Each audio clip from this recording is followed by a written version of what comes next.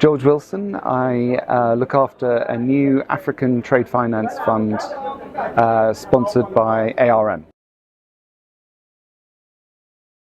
One of the most pervasive and important topics in the delivery of the Sustainable Development Goals, and going back to what the trade finance gap is, it's the inability of African trade merchants, businesses, and most of them are SMEs, the inability of those SMEs on the African continent to actually obtain trade credit from their financiers. That is the definition of the gap. Sustainability is a complicated word, and over the course of the last 5 to 10 years, there's been a sort of equivalence between sustainability and ESG, which is perfectly understandable. There's really a very strong industry movement coming out of OECD countries, first world countries, that looks to ESG and sustainability and equates it with really green and environment and climate action, which is one of the sustainable development goals. It's just that it's not all of them, and the SDGs, are looking to deliver all 17 of the sustainable development goals. Sustainability in developing economies is very different from sustainability in OECD first world developed economies, and in Africa, that's really the nexus with SMEs and SME trade finance and the sustainable development goals, because that's what we're really focused on. Whereas in developed economies, in OECD economies, in the first world, sustainability is really equated with climate action and environment and green. What we're really trying to do is turn back the trade finance gap, right? So SMEs employ up to 90% of employees on the African continent, and they deliver up to 40%. Trade finance delivers up to 40% of GDP growth in these developing African economies. Now,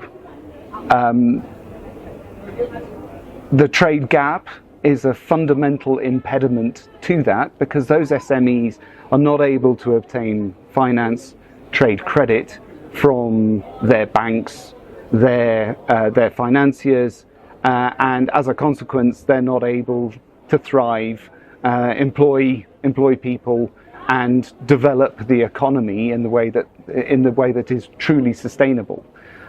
So what we're trying to address is the trade finance gap, and in so doing, addressing the core needs of and promoting the delivery of the Sustainable Development Goals.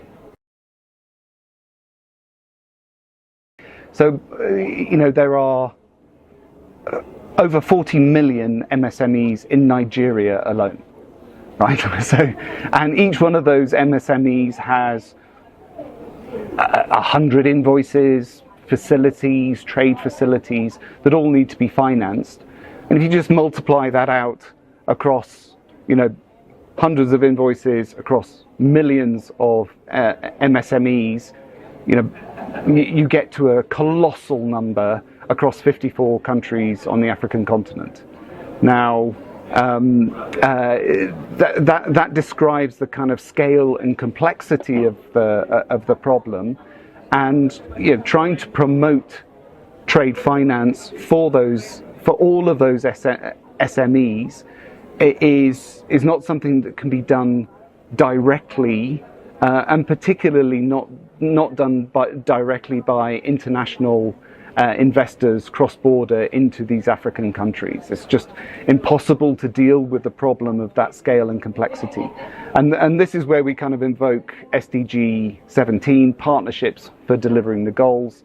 And this is where organizations like TFCOP, which hold this aim of closing the trade gap as core to their theme, and organizations like ITFA's ARC, African Regional Committee's working group on SME trade finance, hold these aims of closing the trade gap as part of their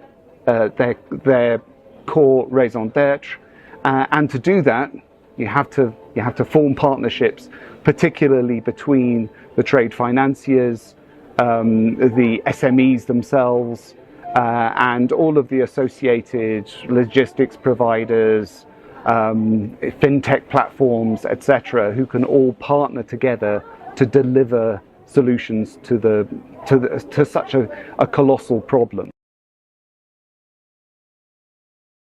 So what we're really looking to do, and the solution, as you would solve any problem, you would try and address the root causes of the problem. And this is where international financial institutions in particular, and international investors, can come in and inject capital and liquidity directly into that space, and try and alter the incentive model. As Charlie Munger says, right, show me the incentive and I'll show you the outcome.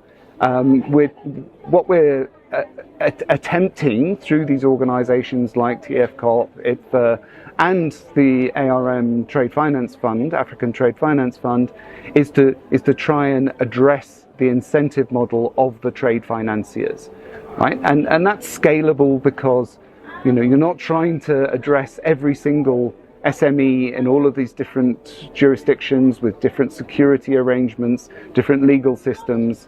We're concentrating through these aggregators and changing their incentive model so that they offer more, right? And that basically means international investors investing in those aggregators to provide more trade finance. A significant issue because those very investors are in large part usually motivated by some sense of impact, right? They're usually looking to invest in Africa and address the trade finance gap. Those very investors are usually looking to invest in Africa because they are impact investors.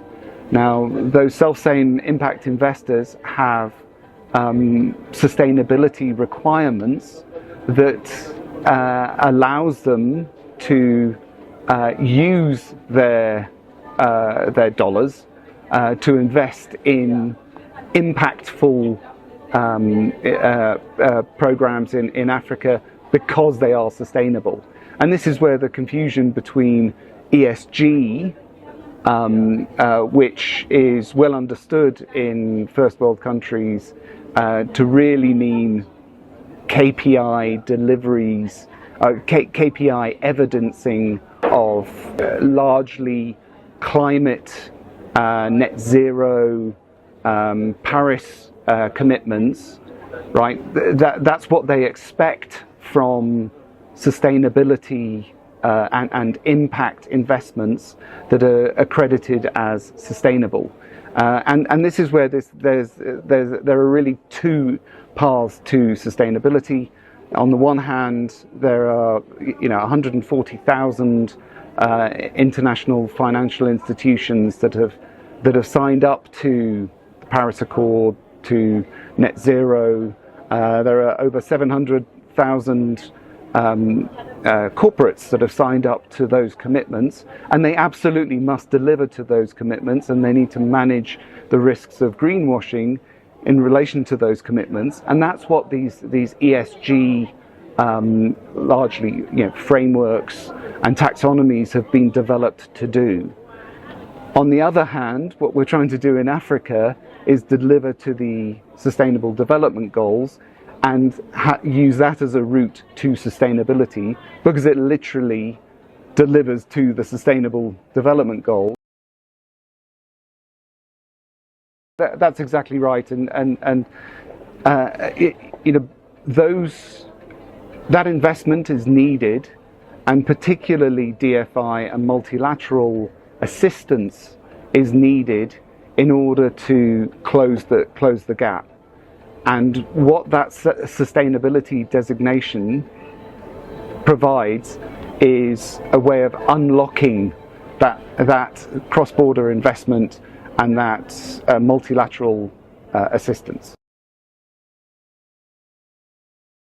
We would argue that the right way to address this would be to promote, as far as possible, these kind of programs and initiatives that directly finance and sustainably finance SME trade on the African continent, in order to close the trade gap, in order to deliver to SDG 1, no poverty, SDG 2, no hunger, SDG 6, 8, 9, 10, fair employment, industrialization, innovation, all of equality, all of the rest of the SDGs, and delivering that through SDG 17, these partnerships, in order to practically deliver to the goals.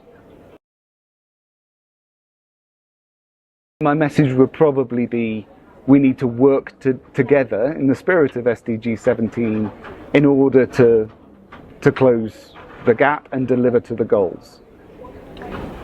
Only African banks, really, and African trade financiers can touch an SME. They're the only entities on the planet that can KYC them, take local currency security, make payments, and actually do the business of SME trade finance.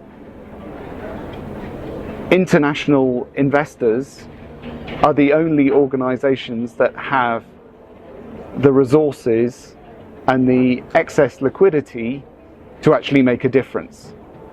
We kind of all need to work together and change the incentive model for the African banks in order to close the gap.